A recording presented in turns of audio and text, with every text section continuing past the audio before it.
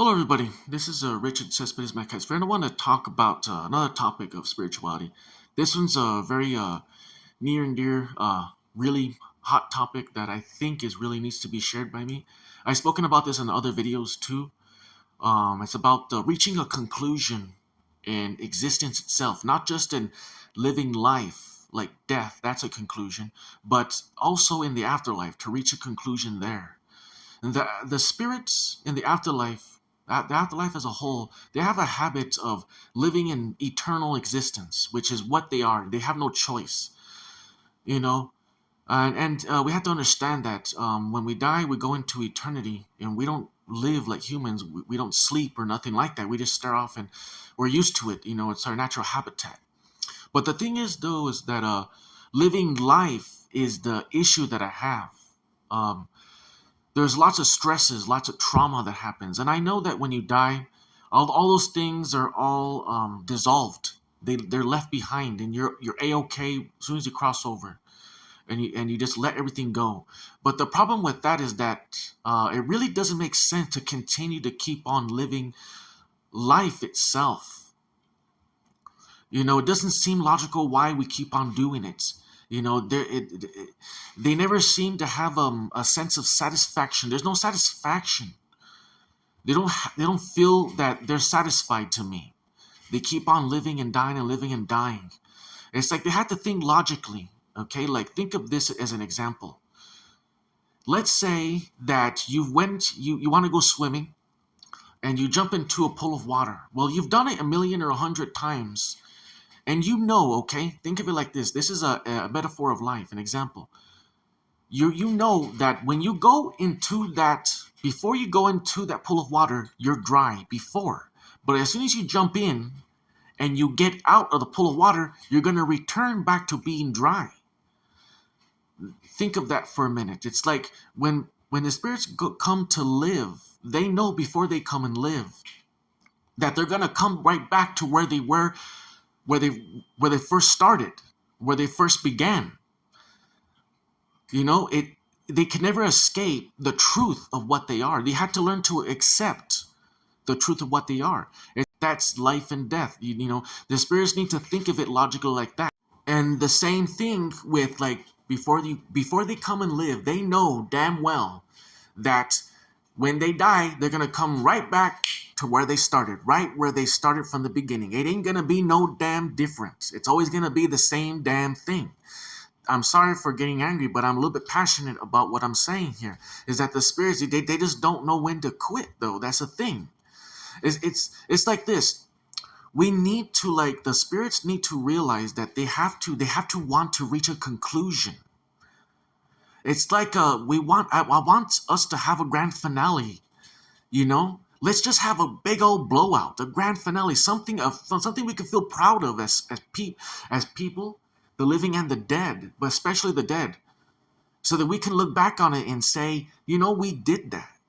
Because everything that we do is going to be recorded, and it's going to be categorized and put on a metaphorical shelf for us to look at, exquisitely placed, and for us to admire and look back on and say, yeah, man, we did that. Good job. Let's shake hands. Everyone's shaking hands with each other. You know? It's like, it's kind of silly to say, but it kind of reminds me of, like, when I play Sonic the Hedgehog 3. This is just another example of that. Whenever I play that game, ever since I was a kid, I always enjoyed the ending theme song, the ending song. It feels so satisfying to know that part 3 of Sonic the Hedgehog was the end. For me, it was the end because it was the 90s, and it was from the same team, and I didn't know at the time it was from Michael Jackson. He had an influence on the music. So, like, looking back on it, it's like that. It's like we can feel satisfied. We can end. We don't have to be living and dying all the time. Let's reach a final conclusion, a blowout. Let's get all of the big epic celebrities and great influential people of the history, like with Albert Einstein, Sir Isaac Newton, Edgar Allan Poe, Bruce Lee, Michael Jackson, Abraham Lincoln, everybody from history, and just have like a big old blowout, a grand finale where we finally say the end of living. we stop living life. Because it's like this, it's like every life you live is always going to be the same life. Every time you live a life, in one life you live them all. You don't need to live multiple lives to know how a raindrop is. You don't need to live multiple lives to relearn and refamiliarize yourself to know how the sun is, or how the wind blows, or how clothing feels, or how it is to be hungry or to eat. It's in one life you experience all those things, and in every other life you experience the same thing.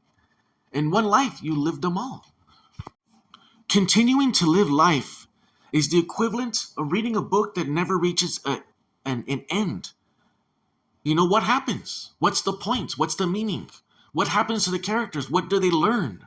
What's the conclusion? What's it all about? If a book never ends, then how can we reach a meaningful conclusion of what we know about ourselves? You know, there has to be a meaning, a purpose, something that teaches us something greater about us and about our world and our existence. You know, it's like creating a painting and then destroying it and then repainting it and destroying it and repainting it. How can you let other people admire your work? Just like the book. If you don't finish your book, if you don't finish the painting, how can you have something to let people admire? If you keep on destroying it and you don't stop ever painting, just like life, a metaphor of life, if you don't stop living, then how can you have a body of work to show people something that reaches a conclusion, something that's finished? To show people a finished product of your hard-earned work, to let them see what you've done, something accomplished, something you can feel good to show the world, to show the afterlife. That's why we have to stop living, because stop living life allows us to reach a conclusion so we can finish our art, finish our work, and show each other, amongst each other, what we have accomplished, so we can feel satisfied that we are finished and we are done. Infinity is a very dynamic thing. Going on forever is very beautiful. But what's even dynamic, the other side of the coin, is reaching a conclusion, reaching an end. You can go on forever as much as you want, but what's even more dynamic and different and innovative is reaching a conclusion and end of something.